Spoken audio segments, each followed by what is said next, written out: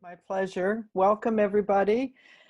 It's 8 o'clock here on the East Coast, so I know it's 4 o'clock for you and the end of a long day. So we're all sharing that end of long day feeling for sure. But I'm feeling quite energized to be able to work with British Columbia and to work with the principals and vice principals. I have had some experiences working in BC, not lately. Mostly my work right now has been in the United States, but it's an absolute pleasure, and I'm so pleased that Solution Tree Canada and Kevin were able to connect me and that I'm here with you today. And so as Kevin said, we're going to spend, and I called it a gift of an hour for you because I really want us to think about being intentional, but really celebrating what you've done this year, taking some time to kind of take a deep breath this afternoon and just pause and reflect on the work of school leadership. It is a trying year. It's a challenging year. I was just telling Kevin, I was listening to an interview tonight with our Minister of Education here in New Brunswick. He's hinting that there may be an early Christmas break. And I know every teacher in New Brunswick, every principal and every vice principal was hanging on by a thread right now, and they were probably hoping tonight his big announcement was that he had made his decision, but it hasn't happened yet. So we're anxious, and I'm guessing on the West Coast it feels about the same, that it is time. You're getting close to needing a break. You probably needed a break right from the beginning of this year. In my leadership coaching work, one thing that's a reoccurring theme is nobody feels like they've had a break. That there doesn't seem to be a break since last March, that really you would say you had a significant vacation or really time to kind of just settle your mind and forget about work and COVID for a while. So I appreciate your time here this afternoon, and I'm going to do my best to help you kind of put this year in perspective, at least this term, and think about some of the small wins, the big wins you've had, and how you can kind of refocus and keep that intentional work moving forward as we head into the next term.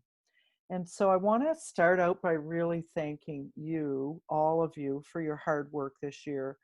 In the service of students, we go as as school leaders. And I was a principal, I was a vice principal in 3 schools, and superintendent for 10 years, all in one district. And every one of those roles was different, but they all had the same common thread through them, that we were all in service of students. And when I think of 2020, I really want, I guess I want to start by saying I thank you and want to celebrate all you've done this year to raise that student profile and keep it there. It's been every day, I know, every day you've gone to work, you're protecting student health, you're saving student lives right now. And I want to express my appreciation to you for that. And I really sincerely mean it when I say that without vice principals and principals right now, it would be very, very challenging for all the governments who are working really hard to keep schools open to do that. Without your courageous leadership, it wouldn't be happening. So I really do thank you for your work. So we have about an hour together. So we're going to kind of talk a little bit about your daily leadership behaviors. A couple times I'll ask you to put your thoughts in the chat box. And we're also going to go into breakout rooms twice, so you have a chance to talk to others. What's been working? What are some personal habits, effective habits that are helping you stay positive this year? That are helping you kind of keep the flow going and helping you be very intentional in your work. I think this year more than ever, that intentional focus has come to life for a lot of us. What we prioritize, some of that has changed, or we've narrowed it a little bit more. And when I think of school leadership, this has been the year where you've got to stay the course and you've had to be very focused on your priorities. So when Jeannie and I wrote this book, one of the things that we really wanted to help leaders think about was being that intentional on a few priorities. And that's how we start the book. That's chapter 1. So today we're going to look at that a little bit. But as I was saying earlier, when Kevin and I were talking, it feels almost like everybody, you all could have written that chapter after this year, because you've been standing up and being very focused on your priorities each and every day. So we're just going to celebrate some of that today and really think about how you can continue to build those habits. So getting going in the chat box, and if you don't mind taking part, we'd really appreciate your participation. I know it's been a long day for you, but to start to think a little bit about your very near and dear proud moments this year. So when you think about the beginning of this school year and where you are right now, December 1, what are you the most proud of professionally? What has happened with your school work? What can you celebrate? What can we help you celebrate? So just go ahead and start typing into the chat, and I'll look forward to seeing what you're saying about the positives in this school year. And as you're doing that, I'm going to tell you a couple stories of my work today. As Kevin was saying, I live in New Brunswick, but I work in the States full time most of the time. I've been home since March working here. And today I was working in Georgia with assistant principals. So the district I was working with today are trying really hard to build professional development for their assistant principals. So I asked them to do the same thing I'm asking you to do here, is to put in your chat box something that really makes you feel proud right now and happy about how this year's gone, something we can celebrate. So I don't see anybody typing yet, unless it's, oh, there it comes. I was going to say, unless it's just slow to get in the feed. What really showed up this afternoon with my Georgia assistant principals, as they're called there, they really focused on the relationships. And I see, as you're starting to type, we're seeing the same thing, that what you're most proud of this year, and as I scroll through what you're typing, is a lot of the pieces around relationships and stronger connections to your staff, and how your staff has brought the best to work each and every day. Starting your schoolwork, one person, Lois, said, starting in a new town, and she's built relationships with the staff and students. And when you think about the COVID pandemic and how we're all working and how we've all been working since March, to think that we can celebrate relationships when it looked like it was going to be so difficult to have those relationships this year is really I think it's an honor to all of you who are in those school leadership roles, because you've made the very best of a bad situation. So the relationships and the people are what shows up the most when I'm reading your comments here, that it's about your staff, it's about everybody. Taking a moment to laugh, what a great one to remember. And, being able to have a little bit of fun in a very difficult time. This working through adversity with your team, I really like Andrew's comment about that, because I think one of the things we talk a lot about, and we're going to end with that later on this afternoon, is it's easy to be collaborative and friendly with people and, really pull together when the going's easy. But the real challenge for us as leaders is when it gets tough. How do you rise to the occasion, and how do you really work through that adversity? And so we've seen so many great examples of that this year. And I'm sure in each and every one of your schools, we could write a chapter about at least one or two things that have happened that you are so proud of, how you rose to the challenge and what courage it took for someone to continue to find that intentionality and focus. I see Susan talks about the calmness and purpose. And I think to an outsider, that would probably surprise them, that as educators, we can talk about that we've maintained calmness within the buildings. We've maintained a sense of confidence, despite not knowing what decisions are going to be made and, which decisions are the right ones for us. And knowing that people on the outside, the government, and the public have expectations that we have to rise to.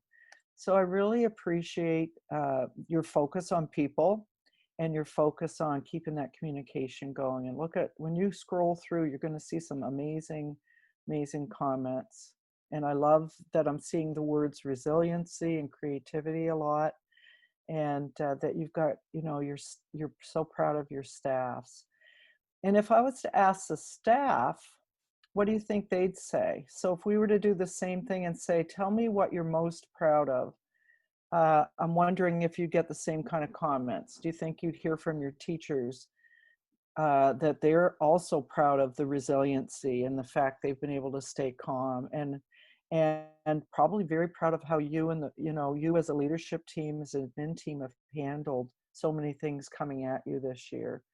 So I really want you to think about celebrating your small wins, or big wins, as we might think of this year. Anything that's positive seems to be a big win, and continue to look for those silver linings in this pandemic year.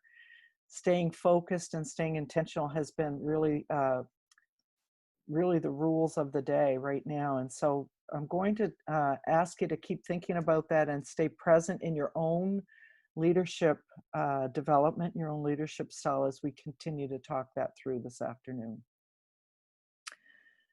So as Kevin mentioned, I'm co-author of this book, Leading with Intention, and we had 8 chapters. And in those 8 chapters, today we're really just focusing on the first one, Leading with Intention, starts with that intentional focus. And so I really wanted to talk through that with you today. But we ended the book, what I wanted to mention is, as you see there, we ended the book with community, relationships, and communication.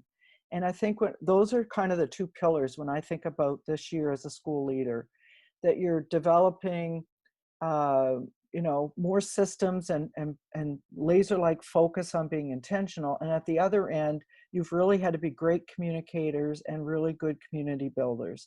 And so the community relations and the community communication piece are, with the intentionality, have kind of become the bookends of all of the work that I see happening in schools right now. So I want you to think about this for a minute. So when Jeannie and I decided to write a book together, and she lives in Chicago, we were working together in California, and we really wanted to have something that spoke to the places we went to in our leadership coaching that we didn't really have a tool to bring with us. And so what we were seeing over and over again when we would get to a principal's office or a vice principal's office was that we would leave for a month, let's say, and go back on a contract, and they were not able to stay the course. They weren't able to stay focused. So when we're there, they were able to have great conversations with us about what their priorities were, what they wanted to accomplish in the next month or so. But then when we go back, lots of things would have got in the way of that. And so we kind of have always said that the number one thing we seem to always have to go back to as leadership coaches is that ability to say to people, okay, what did you say you wanted to accomplish? What are your priorities?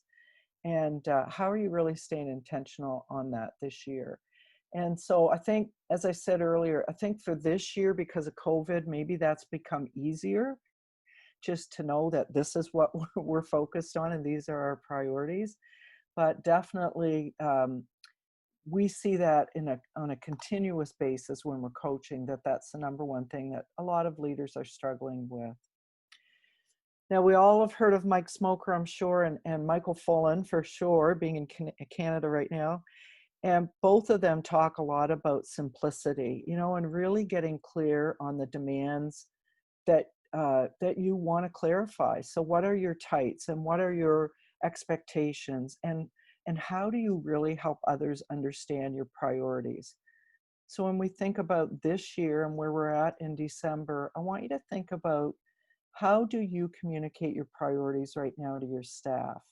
And what are some of the things that have helped with that? And what are some of the things maybe that have certainly gotten in the way of that this year?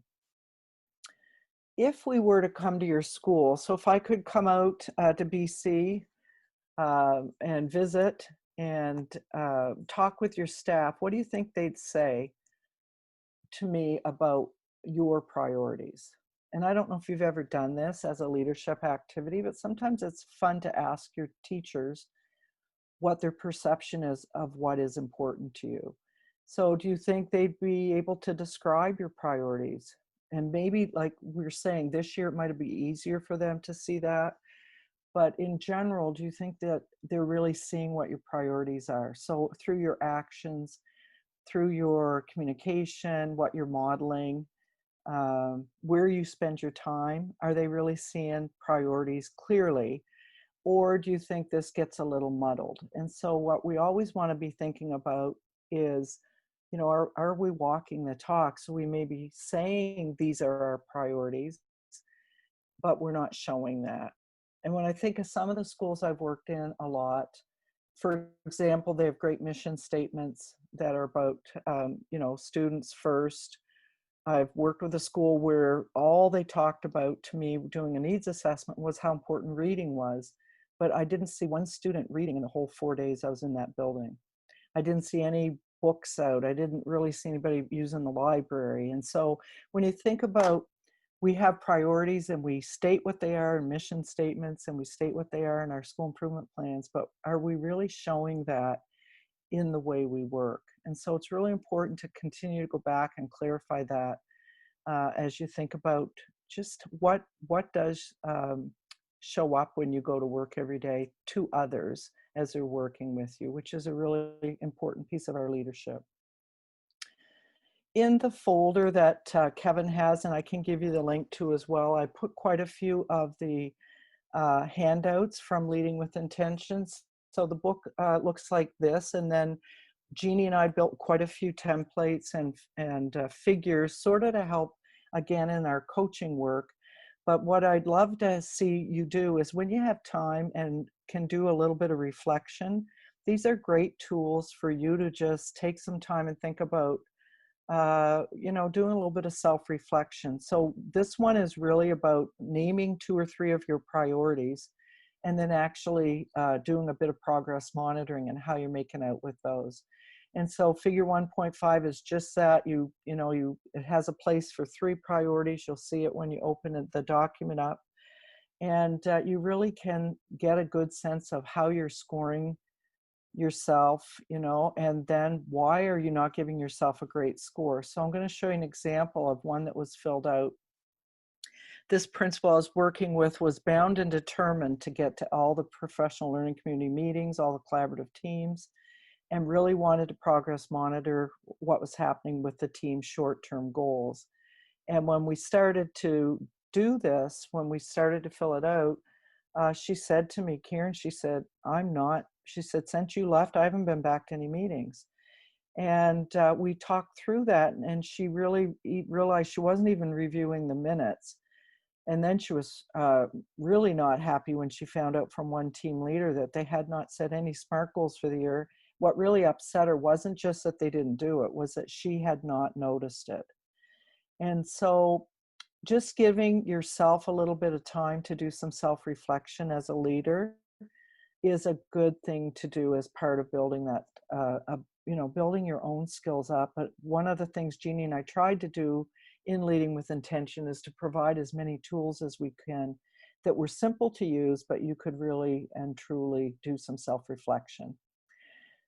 Another one you're going to see in the folder, and I'm going to put the link in the chat there in a minute for you, is one that you can do as a leadership team. So if you've got your admin team together sometime maybe before you leave for Christmas break, just kind of review what your priorities really are and think about, is that what people are seeing in your building? Is that the shared understanding that they're really seeing? And are they able to talk about that? Are they able to, really acknowledge that work with you?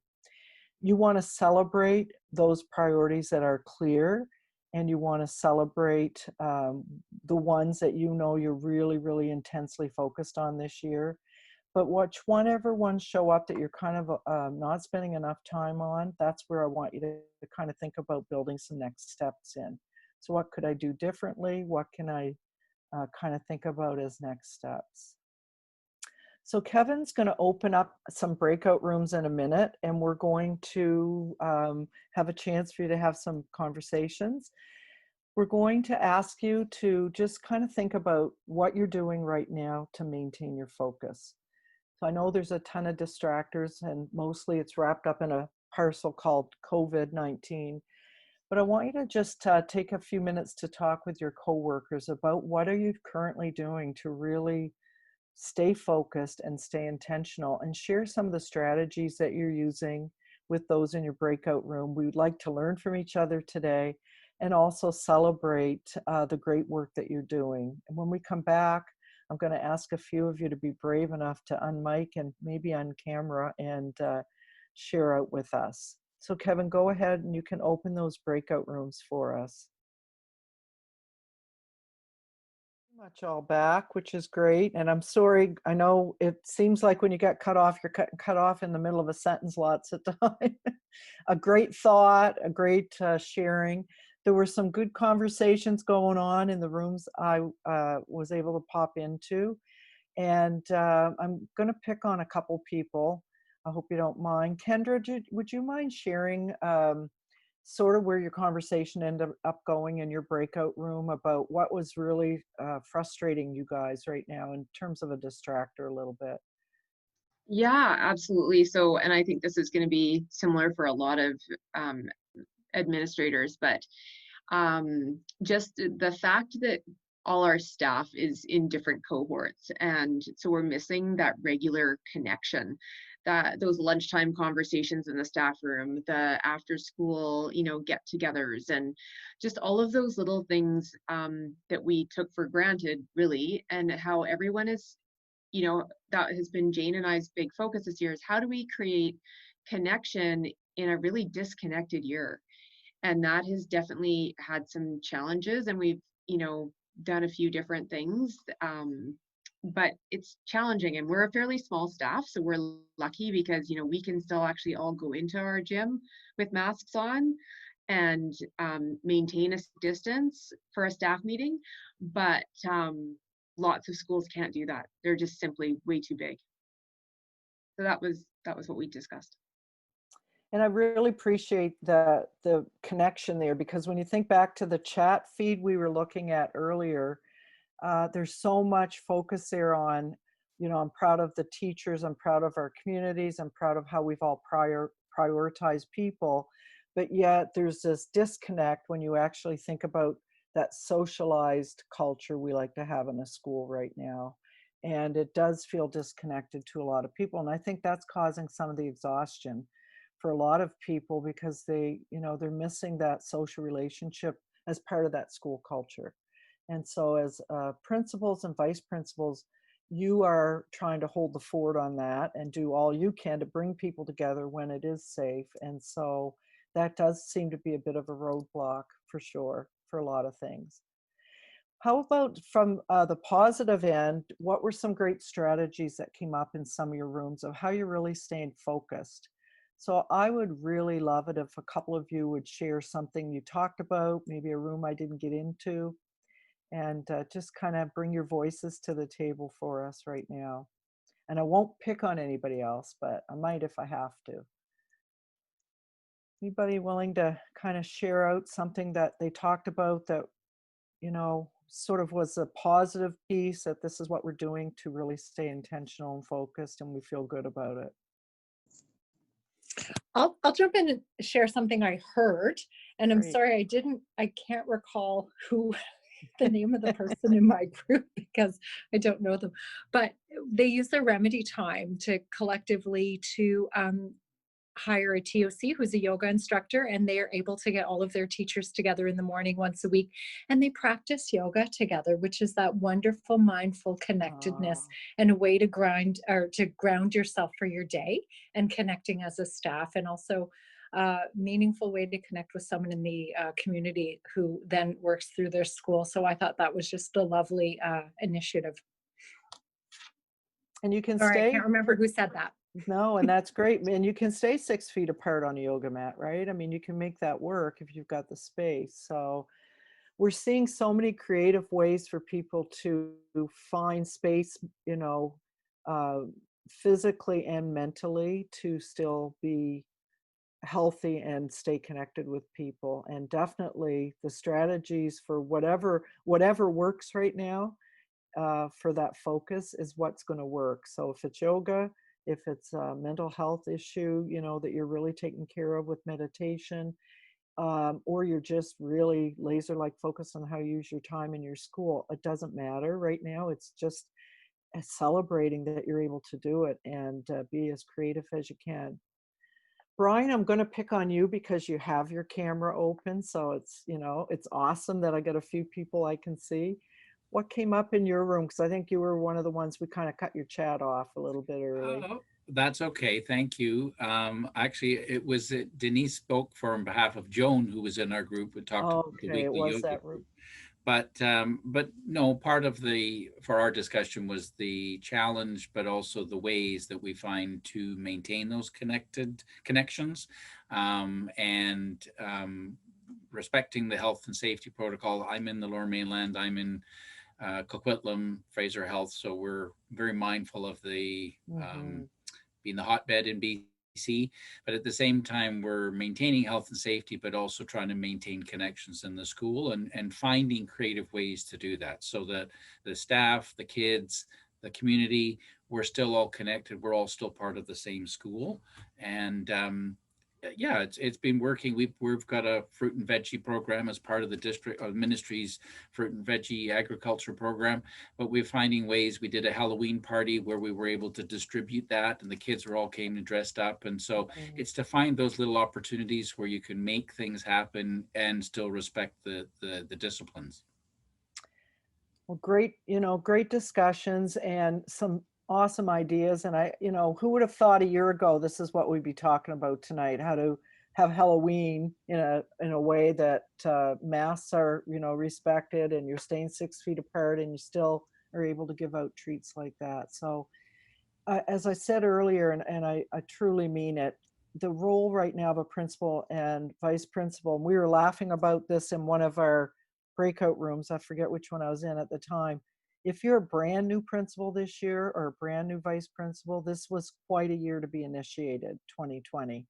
And I don't know if we have anybody who's brand new to administration in our group tonight, but there isn't going to be, hopefully, another year like this. You've had to rise to every single challenge and be as creative as you can to get around them. And it's almost like there's little bumps, and we just get over that bump, and someone puts another bump in front of us, and we got to drive around that one. So if you are brand new, it's welcome to the team. Welcome to school administration, because it should be, a little bit easier after this year. You've learned so much, and you've been so courageous this year. And I hope that you take your conversations a little, continue to have conversations with each other. I know some of you reconnected in those breakout rooms and are just meeting people for the first time. But it's so important that we do have some connections with our like-minded colleagues, especially when times are tough like they are right now.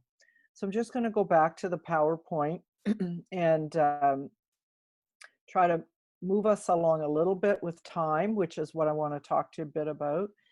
One of the things that Jeannie and I've really found doing a lot of leadership coaching is the lack of ability, I guess I'll say, and I'm the first one to say I'm as guilty as anybody. It's, really structuring my time so that my time is really representing what's important to me.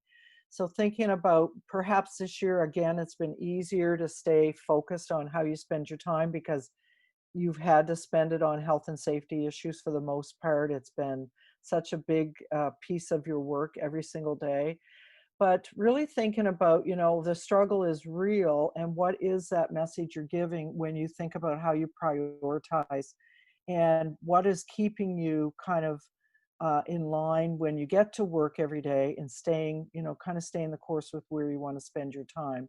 So again, a couple of the handouts I put in the chat in the shared drive, and I put the shared drive link in the chat feed. So if you don't have it, you want these ahead of time, I know Kevin's going to send you the link as well, but it's there for your use. So one of the little templates that I put in there tonight is this one called Figure 1.1, and we use it a lot when we're meeting with principals and vice principals who are really struggling with, I'm going to say, saying no. You know, you've got your kind of thinking about where you're going to go today, what you're going to spend your time. You want to spend it in classrooms. You want to be in collaborative team meetings. You want to really see instruction today, or you really want to be able to look at some student work. So you've got some really important priorities. And what we find is sometimes that it really helps administrators if they write it down. So this can be cut into small pieces of paper that you can kind of use as little cheat sheets.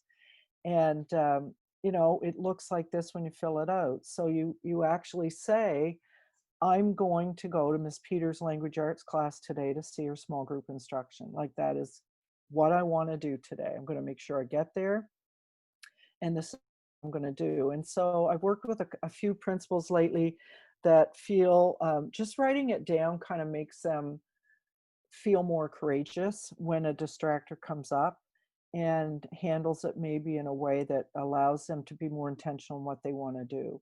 So in this case, this principal had a teacher come in the office and asked if they had a minute. Now, we all know a minute when you're talking about education and with teachers about instruction or students, it's not going to just be a minute. And so the principal has a decision to make, right? So again, it's about your choice at this point. What are you going to intentionally do? Are you going to meet with that teacher right then, or are you going to stick to what you really wanted to do? And so in this case, this principal said, you know, I told Mr. Smith I'm going to go to that class, but I definitely see him during his prep time. And so this may seem like a really simple template, but I found it's helped a lot of administrators kind of keep their eye on the ball and use the time for what they really wanted to use it for, even if it's just 2 or 3 things a day that really creep up, that are pulling them away from the things that they want to get to. The other one I threw in the shared folder is this daily time log.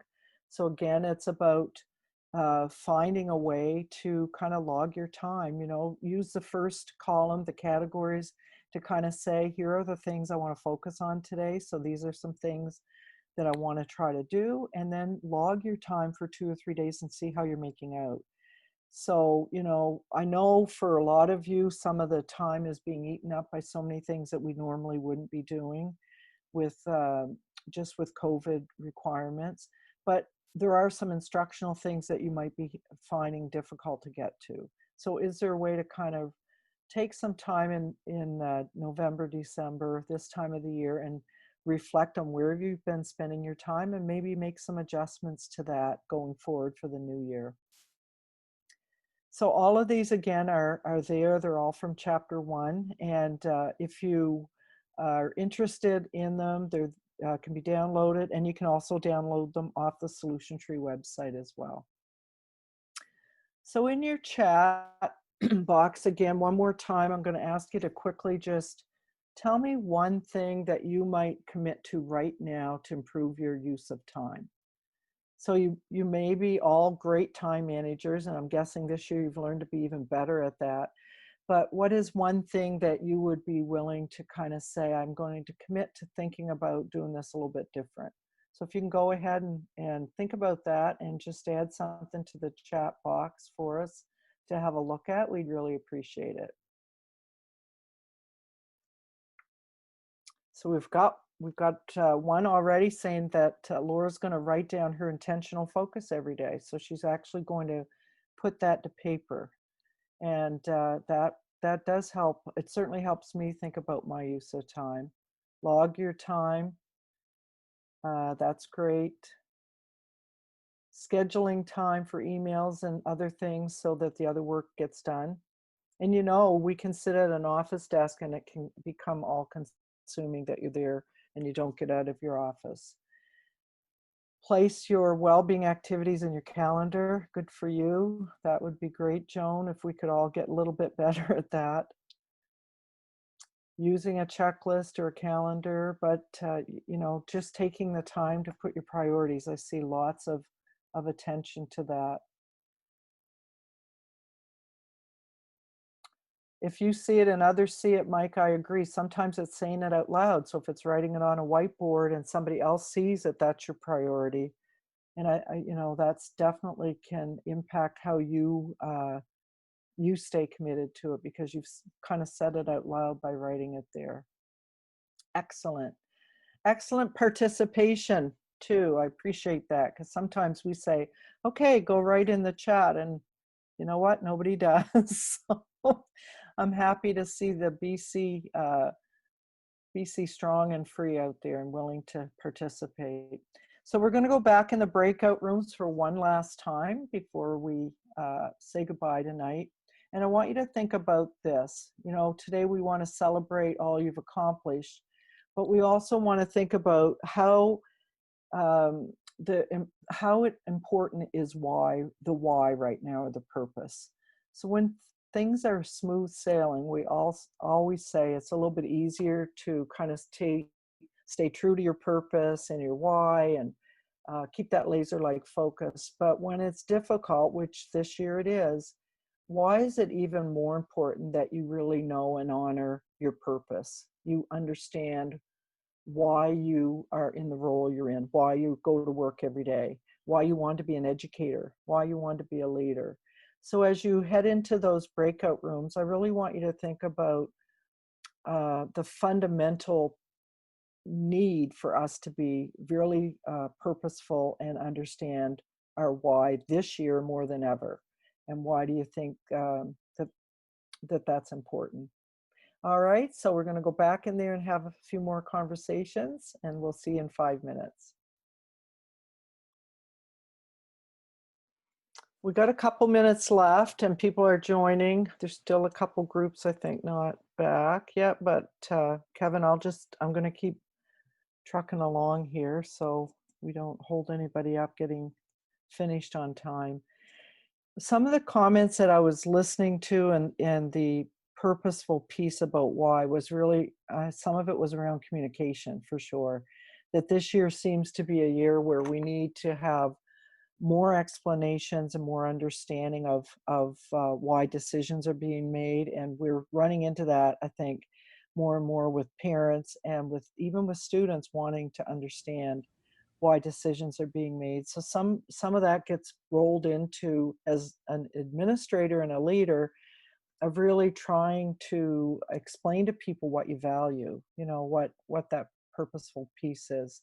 So if there's anybody willing to kind of share out from your breakout rooms, a couple of the things that came up around that honoring your why and honoring your purpose, it would be great to hear from you before we leave.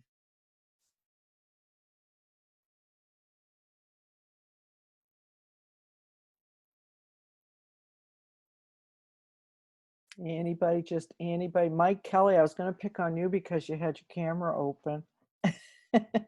I can talk, Karen. I appreciate That'd be great, Mike. I appreciate you're from New Brunswick, 'cause I'm from Cape Breton.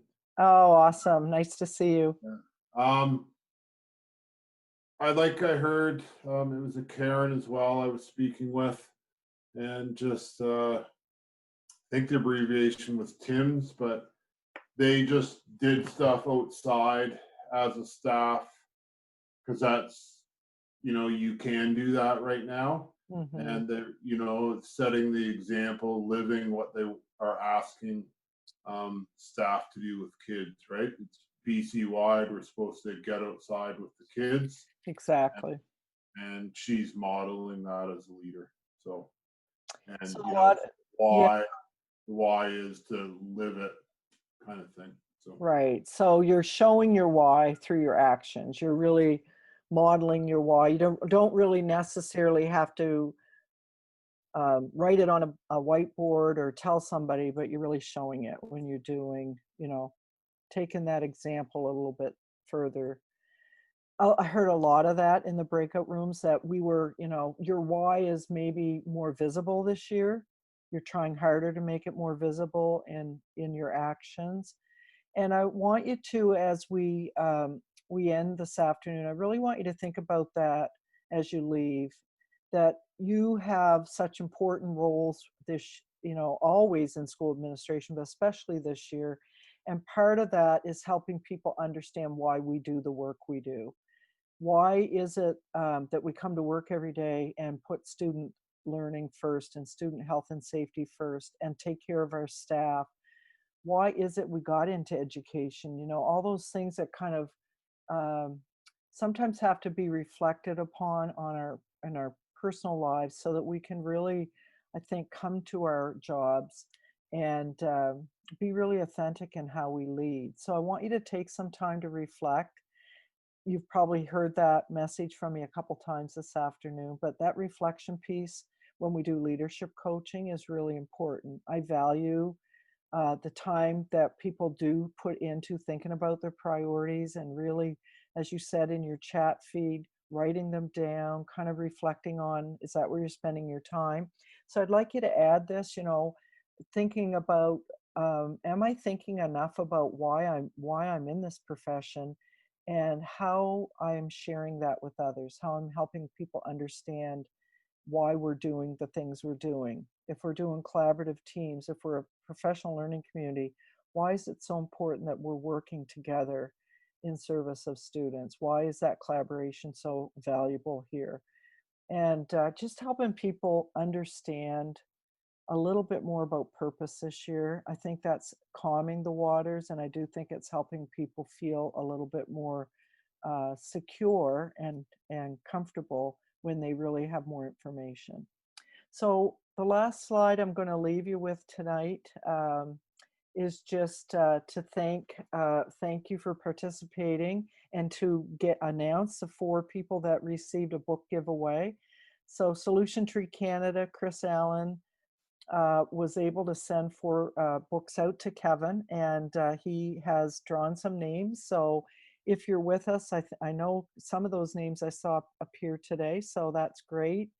You'll receive a copy of Leading with Intention by Jeannie Spiller and Karen Power, and we really appreciate that you're going to get to use it. You're going to get to use the templates as I showed you in those activities. And please feel free to reach out to me if there's anything I can do for you. So I do want to thank Solution Tree Canada. We have a website that you can go to order anything from Solution Tree, obviously. And I don't know if you know this, but there is a Canadian edition now of Learning by Doing. So it's still the work of Rick DeFore, Becky, the main authors, but I was given the privilege to edit it. And we added Canadian case studies at the beginning of each chapter and some other things we replaced. So there's Canadian statistics in it, some Canadian stories from coast to coast to coast. And so if you haven't had a copy of Learning by Doing for a while, I'd highly recommend the Canadian edition. And thank you so much. If you want to reach out, my email address is there, karenpower06@gmail.com. And I write a blog about school improvement. Love to have you follow it. It's just karenpower.blog. And would really love to be with you again sometime. And please, if there's anything I can do for you, please don't hesitate to find me. Thank you so much, Karen, for making the time for us today and certainly reminding us about the intentionality of our work, particularly as these are a stressful time for our members, and they tend to be stressful the closer we get to a break. So I think being intentional about the purpose and our why and the importance of our work, these were fantastic reminders. And thank you very much for the sharing of your resources and to Chris Allen, Solution Tree, for providing the books. If you are a book recipient, we will put that off in the mail to you today. Thank you very much for all of for everyone for participating today. We know how busy these times are and appreciate that you are able to find some time in your day to join us. So thank you, Karen. It's a very informative and inspiring presentation, and I hope that you will come back and join us in the future. We'd love to hear more about your work and your leadership as you continue to help support districts and schools around North America. Thanks so much, Kevin. I appreciate it. It'd be my pleasure to see you all again.